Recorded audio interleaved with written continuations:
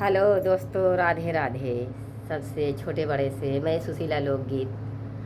अब मैं एक गाना लेके आऊँ, अगर भैया पसंद लगे तो ज़रूर भैया सबको मदद करें। आनिया वही बड़ी जोर पाती गिरई झाका झोर। आनिया वही बड़ी जोर पाती गिरई झाका झोर। माजा मारई भूजइनिया चाही तवा में।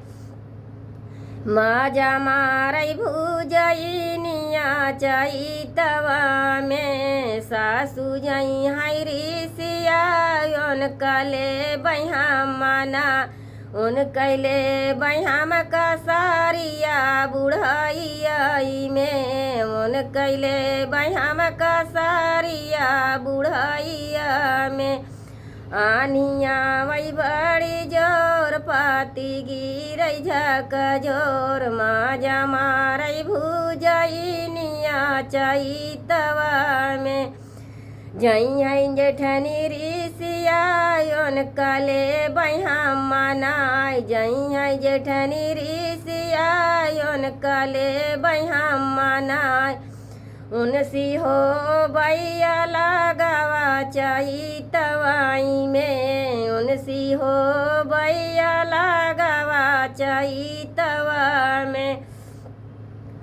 आनिया वही बड़ी जोर पाती गिरई झका झोर। माजा मारई भूजइनिया चाही तवा में। माजा मारई भूजइनिया चाही तवाई में। जई हई ननदारी सियाई उन कले बहा मनाई। जई हई ननदारी सियाई उन कले बहा मनाई। उनका विद करबोई से ससुरवा में।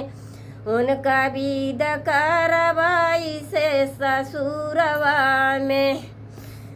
आनिया वही बड़ी जोर पाती गिरई झका झोर। माजा मारई भूजइनिया चाही तवा में।